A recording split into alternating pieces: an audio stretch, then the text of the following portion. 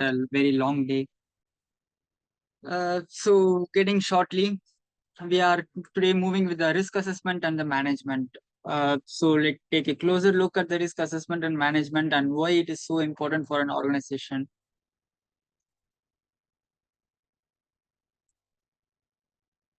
So going on with the introduction, to begin with, the risk assessment is not just about identifying threats randomly.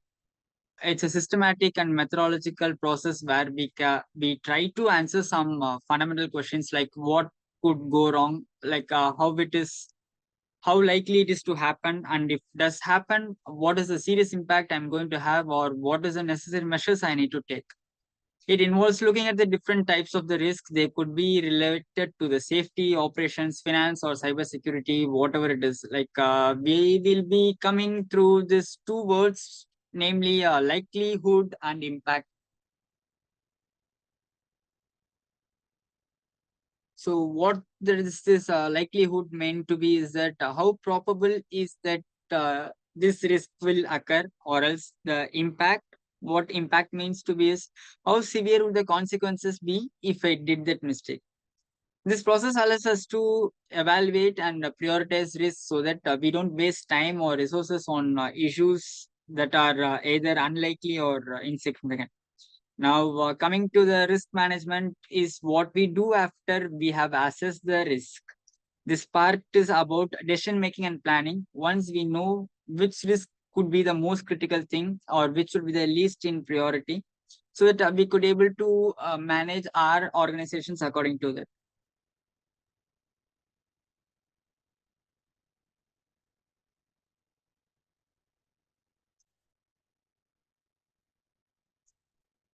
So avoiding the risk, stop the action or activity that cause the risk, mitigate the risk, reduce the chances of it happening, or minimize its impact, or transfer the risk, shift the responsibility like taking out insurance or outsourcing some other persons to involve into it. And getting onto the last, accept the risk, acknowledge it, especially if the cost of managing is higher than the risk itself, to just monitor it over time. Most of them people don't accept the risk. It happened, but it not might be you might be the reason behind it, but people are not ready to admit it that the risk has been accepted by me, so that I have did this. That's the reason I have got this risk.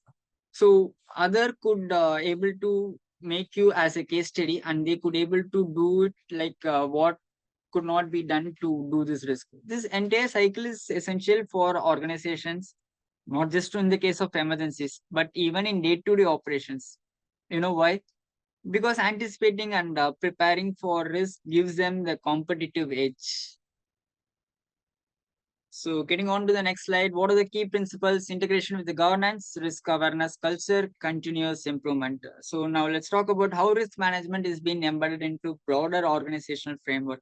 First, risk management isn't something that happens in isolation or only during the crisis. Some of them would have attended the last class, like disaster management of mine. So, disaster management is something about what would have been done if the disaster has been happened. Risk management is something about it is an uncertain thing where I'm going to prevent it before the risk is going to occur. When the risk considerations are embedded into strategic planning, policy makings, and daily decision makings, organizations become more accountable and transparent. Next, a successful risk strategy relies heavily on building a risk-aware culture. This means encouraging the employees at levels to recognize, report, or respond to the risk, not just to leave it to the senior management. That, as I have said, mentioned earlier, this is not my part of the job. This is not my duty, so that I'm leaving it to the senior management or to the risk officers, like a particular department. So I'm not responsible on any other way. You cannot able to put up your hands to say that if the risk has happened, that is, if it is because of you, it is purely because of you, so that other could able to steady using yours. So lastly, continuous improvement is a key principle in effect effective risk management, because once you are going on with the continuous improvement, it's like it's a cycle that 3 months once or 6 months once I have to do this risk assessment for them, for my company, because in this downline to this period I could have got many other new risk into the society. No one would have expected COVID-19 would come before 2020. No one would have expected that. So that is a new risk I'm going to occur, so that I'm going to get involved or going to get habitat to that new risk which has been occurred to COVID-19, and what are the necessary measures to be taken in further. And moreover, no one would have been expected a recent world wars. So this is all the new risk. Because of this, your company might stocks might get down, your trade might get damaged. So it is not just only when I'm opening the company, I need to put some inputs. This is what the risk assessment is. It's not about that. It's just a continuous process. It has to be done periodically. New technologies, market trends, or your trade regulatory changes. So you could get your new governments. They could they could give a new policies, new laws which might affect your company. So this is all just requires an continuous improvement. So this process of ongoing evaluation and adaptation helps the organization stay resilient and flexible. It ensures the risk management efforts remain relevant, effective, and aligned with the changing objectives and environment. This is what you have to think from your side. We are in the society of changing environments, whatever might happen tomorrow. So if it has happened, I need to put on a new regulation for my risk assessment, that this risk has happened. If this risk has occurred next time, the people in the organization must know what is the necessary measures need to be taken. So I'll just, in short, I'll tell you this.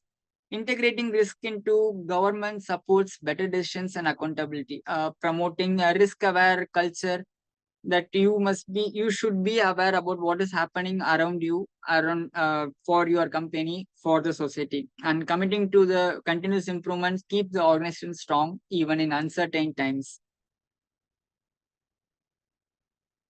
So this can be taken as a steps involved in risk assessment process, or else your cyclic process, whatever it can. First comes your risk identification. When you open a company, or else when you enter your company as a new employee, you have to go on with the risk identification. The first step is the risk identification. This is all about recognizing all the potential risks that could impact the organization, or you might be you as well. Whether they are operational, financial, or environmental, legal, whatever it may be.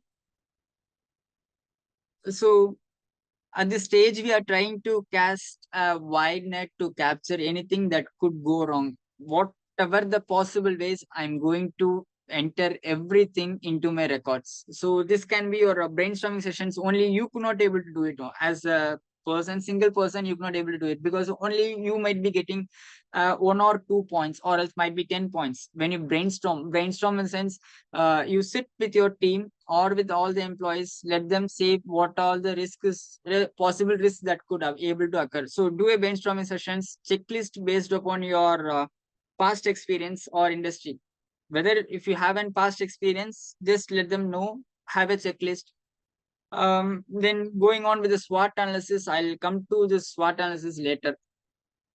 We have an elaborate slide on this SWOT analysis. So then coming on to the next, risk analysis. So now I have identified the risk. Next, coming on to the next, I'm going on with the risk analysis. So how likely is this risk will occur? Whether this has a higher chance or this has a lower chance. And if it does, what is the biggest impact I'm going to occur, or my company is going to face on this? This is what risk analysis is meant to be. As I said earlier, we'll be roaming on these two words called likelihood and impact. Likelihood is nothing but how likely is that risk will occur, and impact is based on, and if this risk is going to occur, what is the impact that my organization is going to get in effect. So this might be your quantitative, qualitative. So these first two slides will be mostly on introduction. So first will be your quantitative part. Quantitative part. Quantitative part which deals with the numbers. Qualitative part is which deals with the which deals with the words. Quantitative is how many times this has occurred. One, two, three. This is what you are going to do. Qualitative is something about what you do in the brainstorming session is what is an qualitative purpose. And we have many methods called risk matrix, FMEA, scenario analysis. So I'll go on with this risk matrix and FMEA in the further slides in depth. So just remember SWOT analysis, pestle analysis, risk matrix, FMEA. We'll be getting on to much more deeper in the upcoming slides. So now I have analyzed the risk. Now I'm going on to the risk evaluation. After analyzing the risk, we move on to the risk evaluation. These steps is about comparing the risk levels we identify about against the organization's risk tolerance. We might ask that is this risk is acceptable? Does this require action, or can we live it with the given low impact or low probability? So it is like, am I able? What are the risk levels? Am I going to accept it? Whether am I going to, if this risk, suppose if in the case this risk has happened, will my organization able to manage this, or what will be the probability that my organization will be managing this risk? So now that we know that which risk matters the most with this risk evaluation, we know that which risk matters the most, risk we have to give more priority to is. So now we have to plan for how to manage or respond to them. Avoid, first thing you have to think for four things in the risk control. First is avoid. We stop the activity that is causing the risk. For example, canceling the project. Mitigate, we take steps to reduce either the likelihood or the impact. Transfer, we shift the responsibilities elsewhere, usually through contracts or insurance. Accept is nothing but we acknowledge the risk and decide to live with it. We are going to get used to it, habited to it. Usually, if it is within our risk tolerance, but we will still keep it under watch. For instance, as I said earlier, we could able to COVID-19 as a accept. We people nowadays started to live with the risk. Like for the first 6 months or 8 months, they have made it as a full lockdown, complete lockdown. Whole trade, the whole stock market went down. But still, we are going to live with it. Like we went like work from home. We are when work from home, or else at least 20% of the employees went to the offices. Mandatory things like transport, public transport have came. Even they are also the people. They are also like employee of an company. They have a public transport, private transport. Everyone went to the jobs. They are going to live with the risk. Next comes your monitoring and reviewing the risk and control measures we put in the place. Risk management is not one-time effort. It is about a continuous process, what we are going to do, and update our controls and strategies as necessary. So this is what your risk management life cycle goes on. As I said earlier, risk identification, risk analysis, risk mitigation planning, risk management and implementation, reviewing and tracking. So, as I said before in the previous slide, we will be entering into this qualitative assessment and quantitative assessment in detail. So, qualitative assessment, this approach is based primarily on expert judgment or your previous past experience or your intuition, what your mind says. It's especially usually when the hard data is limited and we are dealing with the complex and context. It's like sort of any other political risk, public perception, or emerging technologies. So now AI is getting into the emerging technologies. So in future, in 2000, many of them were not able to accept the computers because everyone was being against the computers because this could able to take the human job. But still, we as a human, with that risk, we are living with that risk. If computers came, then you have to go to your net center or you have to purchase your computers. You cannot able to take it anywhere. Pen drive came, CD came, then it all went. Again, it became a cloud, AI. Everything is being into this is called as an emerging technologies. So whenever the next things comes, we have to go and get in adapted with that. So usually the qualitative methods help us to answer how serious does this risk feel. Is it considered high, medium, or low? Some common some common tools are like for this qualitative assessment, we do use it risk matrices, risk ranking, interview and focus groups. So interview and focus group is nothing but you are asking with the experts what this risk could happen. So next, going on with the quantitative assessment, in contrast, this is exactly opposite with the qualitative risk assessment. Here we are trying to actually assign the numbers to likelihood and impact of the risk. This allows us to precise forecast, cost estimates, and simulations. Cost we are predicting the future that this might happen, or this all the possible things could happen. So getting on to the mixed method approach, we are going with the, as the word says, it's a mixed method. We are going to combine the qualitative assessment and the quantitative assessment. So this approach leverages the intuition and contextual understanding of the qualitative methods along with the precision of quantitative techniques. For example, if an organization might begin with qualitative brainstorming to identify risk categories, and then following up with the quantitative models to assess their financial impact. First, even though they went with the brainstorming sessions like qualitative assessment, then it comes into the qualitative assessments. However, I'm going to sit down, or else the person who is responsible for the risk management, they are going to sit down. They are going to convert it into the quantitative techniques. They are going to work on to convert it as a numbers. So in summary, as in total, we could say that the qualitative is based on your words, quantitative is based on your numbers, and mixed approach. The person first they will do the qualitative assessment, then they will go ahead with the quantitative assessment.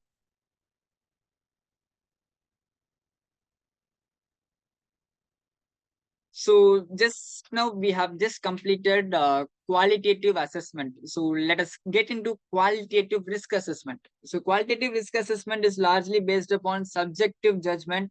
It relies on the knowledge and the experience of the experts to identify the risk and assess their potential impact. So this approach is especially helpful in the situations where the data is being limited or I could not able to get the data. The sorry, the risk is being complex or evolving, such as geopolitical things or your world wars or whatever it is.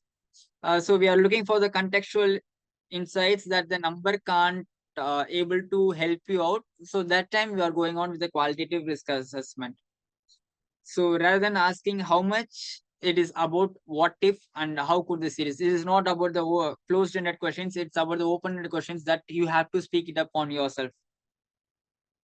So getting on to quantitative assessment is more bit of a data driven, which is absolutely deals with the numbers, which requires a statistical tools, probability models, and numerical data to access the likelihood and potential impact of the risk. So quantitative risk assessment helps in building the confidence in decision making by providing tangible numbers. For example, we can say that there is a 20% of chance that a specific financial loss or the system has 95% reliability rate. So these all the things comes under. So let me make it short to you. When it gets on to the qualitative risk assessment, I may say that this might occur tomorrow, or else I have a chance of going on with this. Tomorrow it might rain. So these are the qualitative risk assessment, which only deals with the words. When it comes to the quantitative risk assessment, it's all deals with the numbers that I have a 95% of possibility. I could able to assure that there are the chances of raining 30% tomorrow. So this is what which deals with the numbers is quantitative, and which deals with the words are qualitative. So as I said earlier, we will be looking on to SWOT analysis, pest analysis, RCA, matrices analysis. These are the risk assessment tools. Yes, Samal Krishnan. What do you want to notify me? Okay. Fine. Now, getting on to the SWOT analysis, SWOT is generally a strength, weakness, opportunities, and threats of a company's or else of a self. So it offers a comprehensive view of both internal factors, that is a strength and weakness. Strength and weakness, when it comes to internal factors like strength and weakness, it's all depends upon within the organization. And when it comes to the external factors, it's all depends upon the external factors like opportunities and threats, which comes outside from the outside the company, helping the organization for better understanding their position in the given environment. So from the risk management perspective, SWOT is especially useful for identifying the gaps, external risk, opportunities, and internal sites. So there are two big shots who spoke about SWOT analysis so far. Is one is Michael Porter's work that is being held on 1979. So just think about this risk assessment tool or SWOT analysis, how old it is being, how basic and funda, which is being used till now in all our organizations. When you wanted to start a business, when you wanted to open an organization, first you will be doing a SWOT analysis. What is the strength and weakness of your company? And what is the opportunities and threats of the company which I could able to accrete from outside.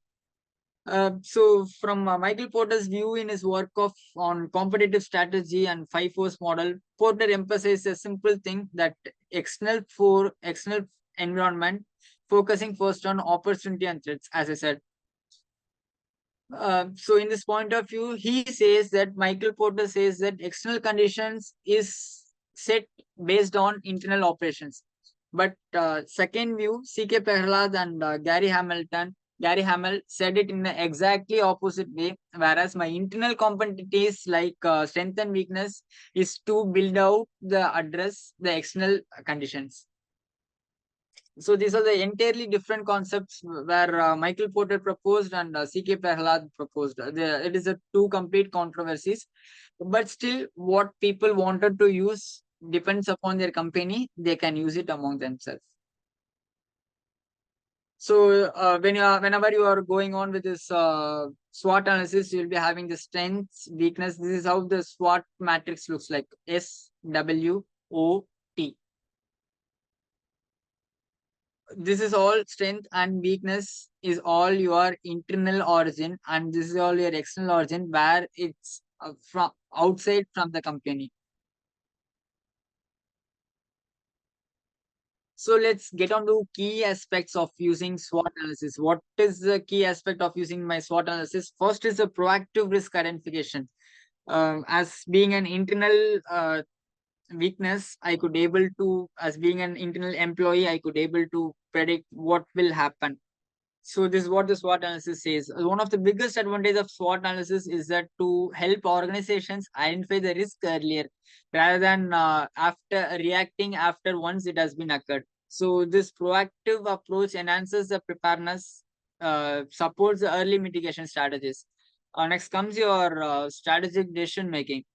SWOT isn't just like a diagnostic tool, it is also a strategic planning aid. It also provides the decision maker with a balanced view of internal and external factors.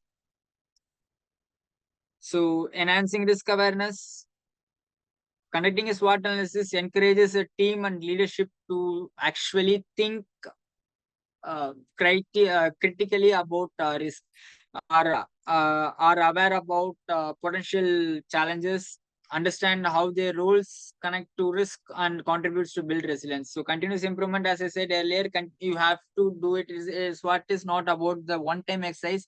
It is more efficient when done. It's regularly on a periodical basis or once if the crisis has been occurred.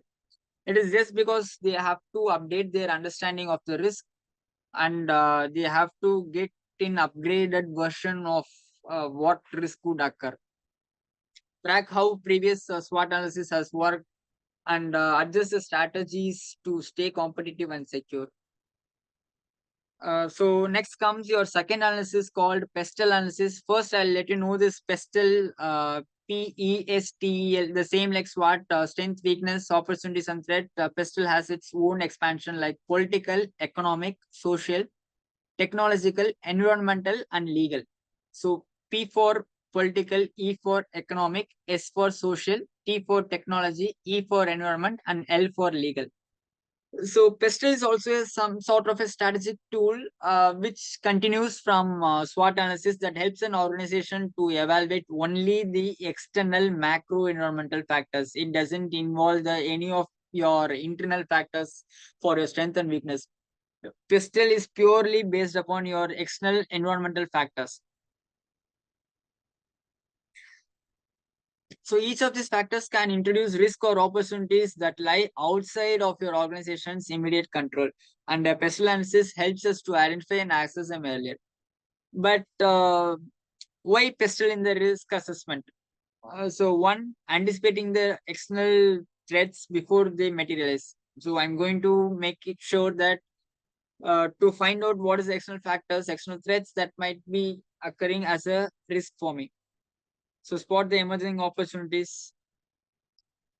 So strategic planning is obviously required. Like Pestle supports long-term informed decision making. It ensures that the strategic plans are not even created in the vacuum, but grounded in the real world. When integrated with this risk assessment, Pestle allows leaders to align strategies with external forces, only with the external forces. For kind information here, Pestle only deals with the external forces. Stay competitive and compliant, strengthen the organization adaptability. So let's move on to the next slide. Let me explain it clearly what is PESTEL means here clearly. So first one is political factors. This includes the influence of government actions on business operations, which includes the government policies, your laws, subsidies, trade, market share, taxation, trade regulations like tariff, your taxation policies. So these all been included in this political factors. When it comes to economic elements directly influence the financial performance and the consumer behavior of a business. So important dimensions include in economic factors or economic growth or recession. You might have heard this term called as recession. Recession is being occurred 11 years once in our in Indian market. So recession is like last 1991 when LPG has occurred. Liberalization, privatization, globalization occurred in 1991. It has occurred. Then on 2001, then comes like 2011. It has occurred. Then in next 2021, it has occurred. So it is like a process like 10 or 12 years once this might occur. Your inflation, your recession period is 10 to 11 years of time in Indian market. So inflation rates, interest rates, your bank loans, your debts, your organizational debts, your organizational shareholds, which also has an economic impact. So when it comes to social, the demographic changes like aging populations or youth blooms, where your company has been located, cultural attitudes towards the health, sustainability or innovation, education levels and consumer or customers literacy rate, how well they are aware about your products or your companies. Because I'll just connect this to your risk assessment, because when you know only the pestle for your company, you could able to prevent this risk. Because as you would have seen, many of them will start a business, many of them will open a hotel or restaurant or whatever it is. As soon as they will be closing it within the 3 months or 4 months of time, many of them says that their business has a loss, because many of them won't go get into business just because we are surrounded with a society where they says that I put this money, I put 3 lakhs, 4 lakhs, 10 lakhs into this business, but end of the day, end of the 3 months, I ended up in the loss. So it's not about that. You have to do the pestle to avoid this risk.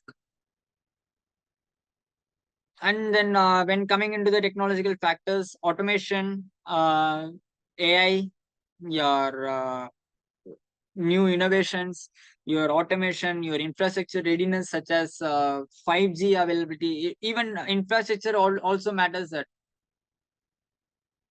I'm going, already I'm having a cool circumstance here, but I'm going to put ACs into my office. That doesn't work here. If it is cool, you have to put on your heater for your room. Even your infrastructure has a major impact that whether you purchase a land for least amount, whereas you don't get a network there. What is the use of getting a company over there, growing a company or starting your business over there? So you have to, well, when it comes to technological infrastructure, plays a major role for your risk assessment. When it comes to legal factors, your company shares, your board of directors, consumer protection laws, health and safety regulations, data privacy, your cyber security, IPR, intellectual property rights, these all gets into the scenario. When it comes to environmental factors, same like climate change, environmental regulations, natural disasters and weather-related disruptions, carbon footprints, green initiatives, sustainability in expecting from customers and regulators. So, why PESTEL in risk management? First is proactive risk management. By using structured frameworks such as PESTEL, organizations can identify potential threats in advance rather than reacting after the damage has been occurred. This allows them to implement the preventive measures to reduce the uncertainty, to reduce the risk, and stay ahead of the disruption. Second one is informed decision making. When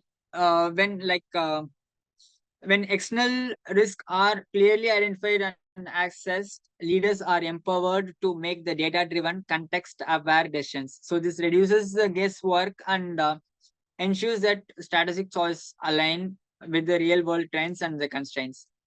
Enhanced competitiveness, understanding the external environment helps the firm respond faster to changes, seize the opportunities, and outperform the competitors when they are less prepared. So it's like when you do the pistol, you will come to know what is the external factors, what is my competitor is doing, what I'm going to know the risk in prior so that I'm going to act accordingly to that. So improve the resource allocation is about risk awareness plans helps prioritize where to invest time, capital and personal. By focusing on resources on areas with the highest risk or opportunity, organizations can optimize the efficiency and impact. Increased resilience, when the risks are anticipated or when it is being known and planned for, organizations becomes more resilient to shocks and disruptions. They can recover faster and adapt quicker and sustain operations even in challenging conditions. So, for example, being prepared for the legal changes or global supply chain issues increases the stability. So next comes your third thing. First we have came across SWOT. Next is PESTEL. Next is risk matrices. So let's talk about one of the most practical tools in risk assessment or risk management, the risk assessment matrix. You can call it as RAM as well. In short, like same like SWOT, same like PESTEL, you can call it as RAM. So risk assessment matrix is structured tool used during the planning phase of a project to help project teams identify value and evaluate the potential risk. So it serves as a visual guide to understand which risk is most critical and which one can be monitored with less urgency. So we are just giving the priority with this matrices. I'm going to give the priority to the risk that could able to occur.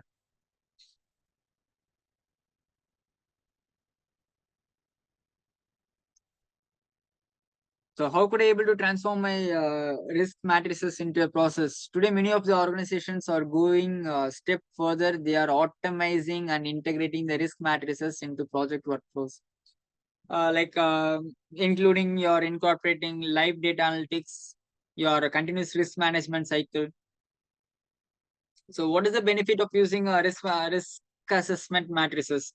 When used efficiently, the risk assessment matrix improves decision making and risk resource allocation, enhance the team awareness of critical risk, helps the project stay on the schedule, and most very importantly, increases the chances of successful project completion by minimizing the surprises of risk what you are going to occur. So this is what your risk assessment matrix. When it comes to low, it is a dark green. When it comes to low and medium, it's a light green. When it comes to medium, it's yellow. When it's medium high, it's orange, and when it is high, it's soft red. So it's like sort of a heat map where when it comes to a higher light dark color like red, I have a higher possibilities that has to be look after, and necessary measures has to be taken at an immediate cost without any delay. When it is a low medium or medium, I could these are the risk possible, but still I have to make sure if this risk has happened, what should be done. But I not do take much care on that, or take much time onto that low medium and medium. So next is FMEA, failure mode and effects analysis. Let me explain FMEA. It's a systematic and structured approach used to examine a system, product, or process in order to identify how it might fall, or why it might fall, or what impact those failures could have. FMEA is especially useful during the early stages of design or development because it helps in team anticipation. What is the core components of FMEA is failure modes. Failure modes, these are the ways in which something might fall. It could be component breaking, process steps going wrong. Next is causes. Failure modes is like suppose we'll go with an least example and or else a basic example. My cycle doesn't have a brake, or my bike or car doesn't have a brake. Causes, I could able to make as an accident. Effects, uh, car is getting damaged, or your health might get lost into that. So these are the three steps. Failure modes is what will happen, what is going to happen, and what is the final course action that could able to possibly happen. So why FMEA is important? So biggest advantage of FMEA is that it allows the project teams to identify and prioritize when it is in the planning stage itself. Takes the preventive actions to reduce the chances of failure. Improves reliability, safety, and efficiency, which incurs save time and cost by avoiding the big networks or building the risk departments.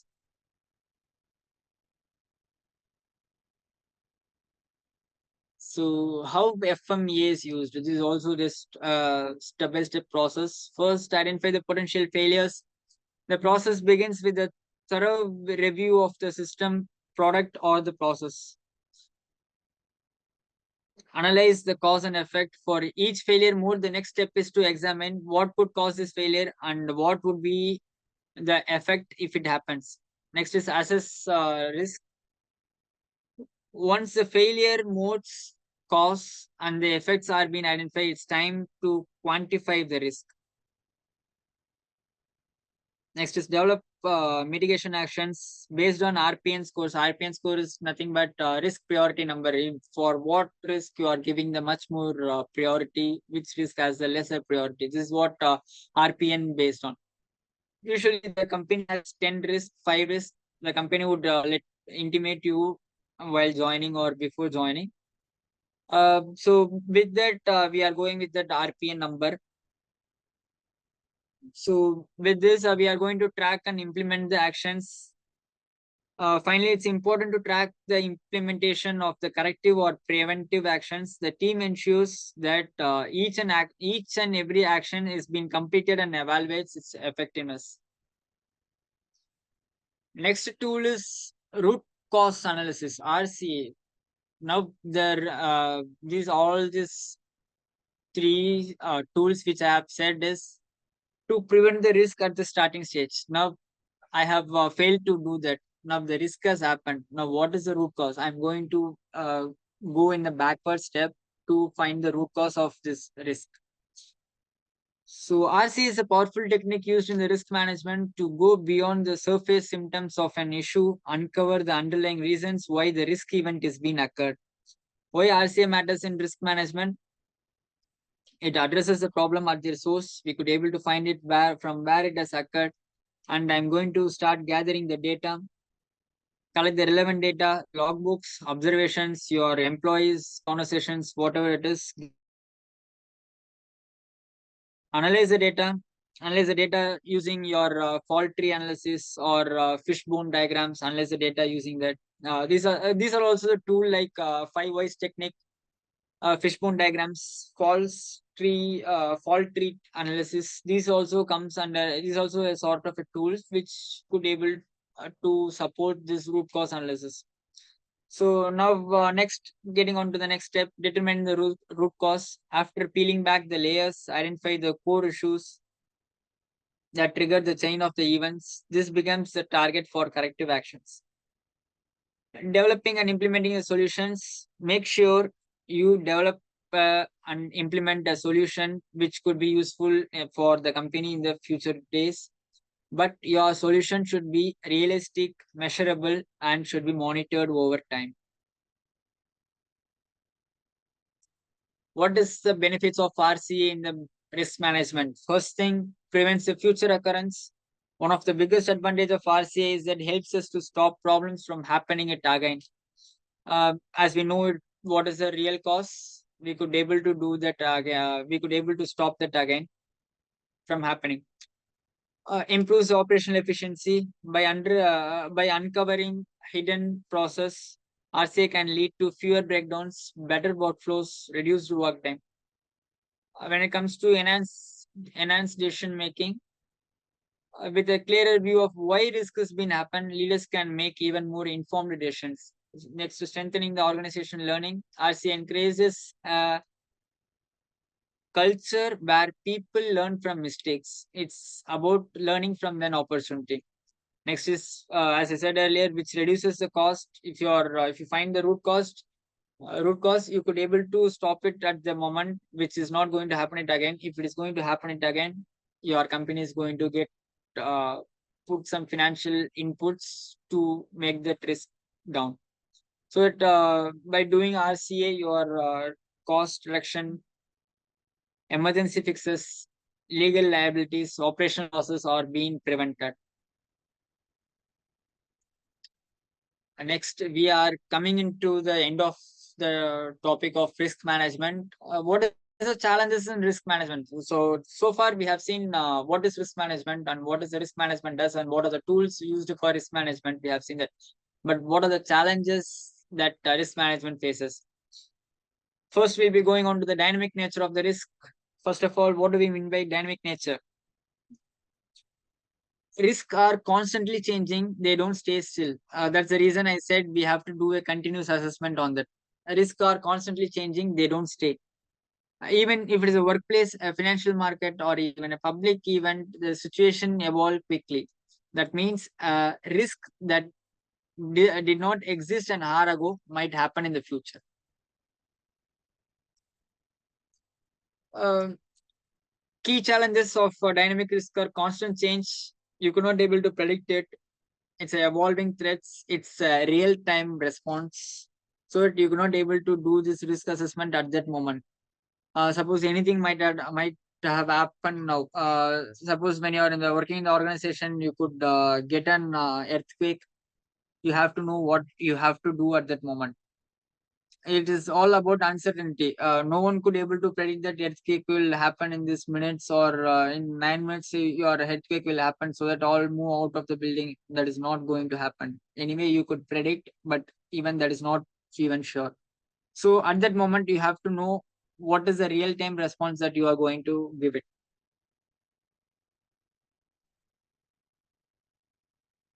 So why DRA matters? DRA is a dynamic risk assessment. Why DRA matters is it's an emergency response, frontline healthcare, industrial operations, and life financial things. So these are some of the departments where DRA is being most important. Because if in the case of real time evaluation, your stock market is the best ever example for this real time evaluation. Whatever might happen in the next minute. If someone is going to make a bomb blast on some other country, your all your stocks will come down. No one is going to predict that. Next is it is, as I said, we could be able to talk. We can talk. It's a qualitative. Risk is something about qualitative. Suppose if you ask you people, you could say that I have this I have this risk. I have a risk of doing that, or else I have a problem of doing this. You can all talk in words, but not in when it comes to numbers. It is hard to deal with the numbers. When it comes to the quantifying risk, when it comes to quantifying your data availability is lesser. You're not able to define risk in numbers when it is subjective, and even you have organization barriers. Even you have uh, I said that RCA, right? So you are prioritizing your risk from 1 to 10. Even that tomorrow, that 10 least priority risk could come in the first. So anything might have happened. So anyways, get in prepared for whatever the situation is going to occur. First of all, let you know what are the possible risks you could able to occur in your company, and act proactively for that. So we'll get on to that last slide for the session. Again, I'm stressing on this need for continuous training is because, as I said, the least priority risk could come to the first place in at any time. So we all agree that continuous training is essential. It helps the employees to stay updated, boost organizational performance, and promotes the culture of the growth. Let's break this down into the key that organization often struggle. First is identifying and assessing training needs. So skill gaps is always not clear if the skills are missing, especially when it comes to industry evolves rapidly. Evolving needs, what employee need to know last year might have happened that would have been outdated today. Individual differences, each employee's opinion differs upon their own opinion, because each of our minds are not same, each of our brains are not same. So each and everyone will have a different opinion on any particular risk. So that's the reason you are being asked to do an brainstorming session. So ensuring engagement and motivation, resistance to change. Some employees are reluctant to step out of their comfort zone and to just to because they learn new things. I come i come work, serve for this company, get salary, move out. That's it. So this is not about being things. This is what called as resistance to change, because they are habited to one thing, whereas they could not able to come out of their comfort zone. And I could not able to blame only the resistance change. It's a lack of time. Even people nowadays have their hectic jobs. Day to day, morning 9 o'clock, if you start till evening 5 or whatever shift time is, people are continuously working. They don't have the time to change or adapt into new things. So measuring effectiveness of the training, is it difficult to train directly to improve performance or results, or collecting the feedback, uh, or lack of follow-up like incentives, or you can give some batches, you can give some awards, appreciation medals for learning some new things in the company. But usually company never does that. That happens in most of the company. Usually company won't do that because they are going on with the financial loss. They don't want to lose their money for someone's appreciation, or else they don't want to waste other employees time to give some awards or something, your incentive or something else. So mainly company's mindset is that, but don't ever get fed up. Move on to your effective working. Resource constraints, Resource constraint is something, as I said earlier, many of the companies are not willing to give the incentives to the people. Even hike, if you take the hike, how many years once you are getting a hike? That too, even for just for the word's sake, they say that I give you a hike. But as when it comes your 40,000 rupees salary, they gives a hike of 1,000 rupees. In this inflation rate, what I'll be getting for that 1,000 rupees? Obviously not.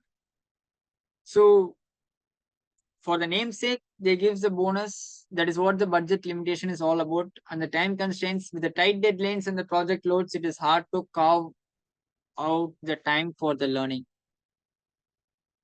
Suppose I take a tender for the building, I build it. Suppose I don't have a manpower, I have to pressurize my available manpower to work on with that. So in the time, I don't. They are doing the 1.5 months work over there for a single man. In the time, I don't have my employees to make sure that they learn this risk management, or else they learn what are the things to be happen, what are the things to be done when the risk has come. So these are not the things going to happen. This is where your risk management lacks. Technology demands, especially with the remote or digital learning, organization needs the right platforms and infrastructure. Even many of us won't have a laptop. They even for this session, many of us would have been using your mobile phones. But some of these softwares, special analysis, RCA, these are the things which requires a laptop or some other skilled networks, requires the skill networks to be used. So getting on to the conclusion, risk assessment and management is not just a safety tool, it's a strategic necessity where everyone has to know. If you are not implementing also, at least you have to know. By identifying the risk early, analyzing their impact, and planning how to handle them, organizations can protect their people, resources, and their goals as well. In today's fast-changing world, risk can appear at any time, so that we don't know. It's an uncertain thing. So it's as getting on to the next continuous training. Next point, continuous training. You have to keep on assessing, updating, and improving our strategies. Strong risk management process helps in building resilience, confidence, and long-term success. Most importantly, for the disaster management also, I said it's not about a single man's work, it's about a teamwork. Everyone in the organization should be aware, involved, and prepared. When done right, risk management doesn't just prevents the problems, it creates an opportunities and drives better decisions. So thank you. Finally, getting on to the last slide.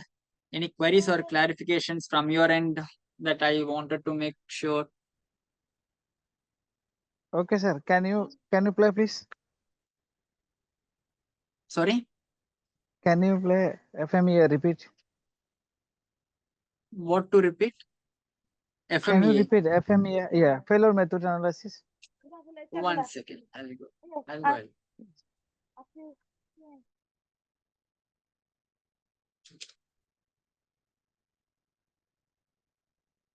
Yeah, right, right. This one. Listen, you wanted this to be explained much more elaborately. Yes, please.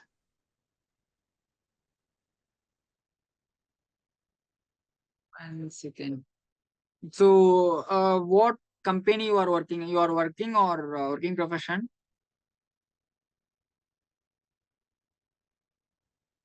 Hello, am I audible?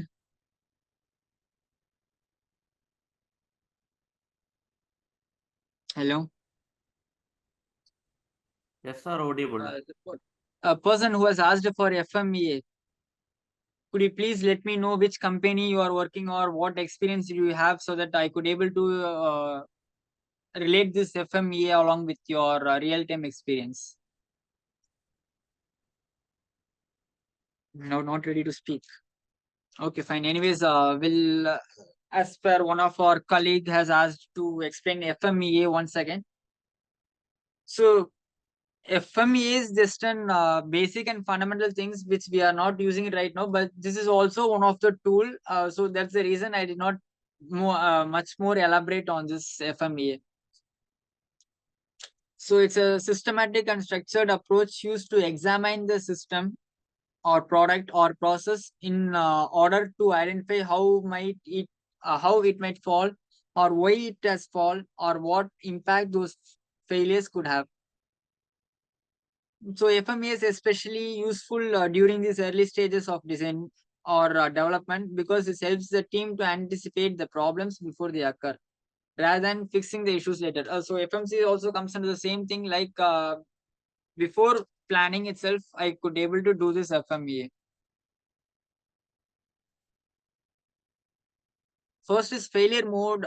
Key. What is the key components? Three components. As I said earlier, failure modes. My brake is not working. Causes, I could end up in an accident. Effects, I could able to lose my life. These are the three components. Simple for your basic understanding. If you wanted me to elaborate it, I'll elaborate you. So these are the ways in which something might fail. It could be component breaking, a process step going wrong, or a system behaving unpredictably. So I could not able to predict this, or like what is the basic reason for me to have a risk. This is what failure modes all discuss about. And causes, we identify those failures which could happen.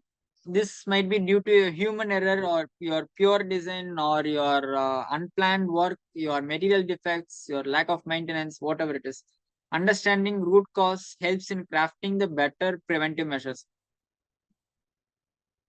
And when it comes to effects, what happens if the failure has occurred? What I have to do if the failure has occurred? Effects could range from minor issues like production delays to serious consequence like safety hazards or complete system breakdowns.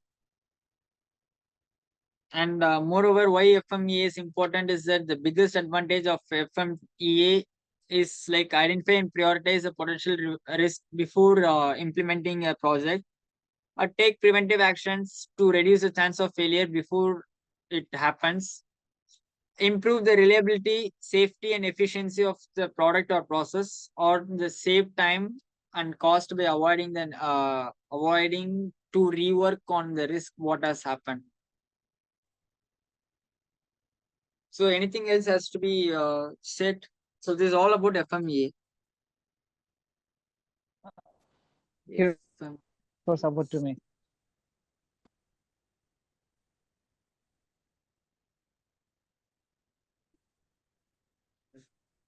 Yes, sir. Good evening. Good evening, sir. Please, regarding this, the risk metrics. Regarding Some this of the risk risk metrics, matrix. yeah, risk metrics. Yes. Yeah, some of them can be in instead of likelihood, they can be in number. 1, 2, 3, 4, 5, 6. No, crystal risk matters. Yes. Yeah, I have it. instead of the likelihood, very likely, they can be in the form of numbers. Because I think I saw a sample. I think similar risk metrics, instead of likelihood, they are putting numbers 1, 2, 3. We're talking about this. Yeah, yeah. Yes, I am prioritizing the risk as per the risk occurring in the day-to-day basis. Suppose tonight I'm going to have a risk. So I'm prioritizing what is my requirement, what are the necessary things has to be done. So these are the things I need to do as a risk assessment. This is what risk assessment means. But when it comes to risk priority, today I might have a priority and tomorrow that priority changes. That's the reason we are going to have a continuous work plan. Uh, So that's the reason you could not able to prioritize it. It could be only like a high, medium, low, medium, medium. Only be due to this, I could not able to in this constraint. I could have said in the challenges. I could have said that you could not able to quantify the data, quantify the okay. risk. That might change. Anything might change. Suppose I can say that, for example, you can take your school rank systems. Um, if two of the people have scored the third rank, so obviously there is no fourth rank is there. obviously directly it goes to fifth rank. Why does it happen? It's just third rank, fourth rank. Both of the person have scored the same rank. Same like that here also. If the both has the same priority risk, I cannot able to go on with the next risk. So that's the reason quantifying the risk is bit challenging part. Okay, so So the risk metrics, they cannot be quantified. yes, it's not about you can't quantify. You have to keep on quantifying the data for Okay. periodically, because if you are taking this low, medium, high, you'll be having it for 6 months, or when the risk has happened from the external sources, you can change it. But when it comes to quantifying like numbers, prioritizing with the rank 1, 2, 3, 4, 5, it is a bit tough job to make the words into numbers. You can do it with the tools, with the support of the tools, you can do it, but it's a hectic job. Okay, okay, You cannot able to get an exact result in that. okay. One more question regarding the quantitative risk assessment. If yeah, quantitative risk assessment, if it deals with numbers and then it can be calculated, that means there is a formula for the quantitative risk assessment. We are talking about this quantitative assessment. Yes, that if it deals with numbers, therefore it can be calculated, right? If you had converted that with the tools I said, statistical tools like SPSS, your R software, your W software, or the some kind of statistical tools which you could able to prioritize it, like factor analysis. These are the some of the tools, supporting tools, which whereas you could able to quantify the risk, but it's not sure that tomorrow also the same risk, same numbers you will be getting it. Suppose 4 and 5 might change to 3 and 4. The third risk might go to sixth risk, depending upon the risk for the particular day.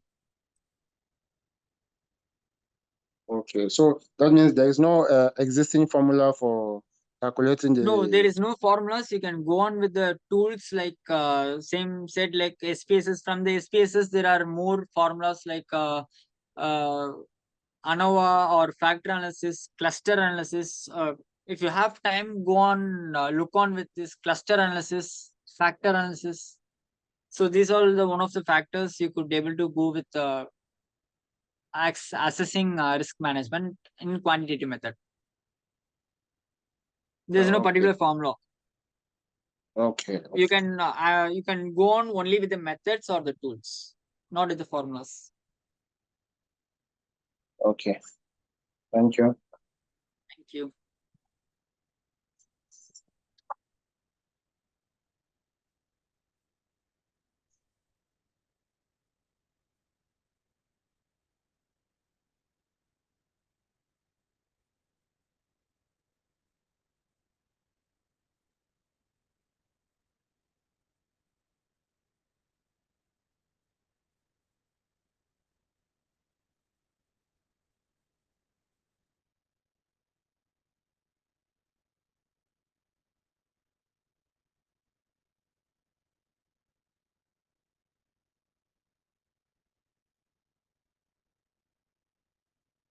Okay. Any other queries you wanted to ask?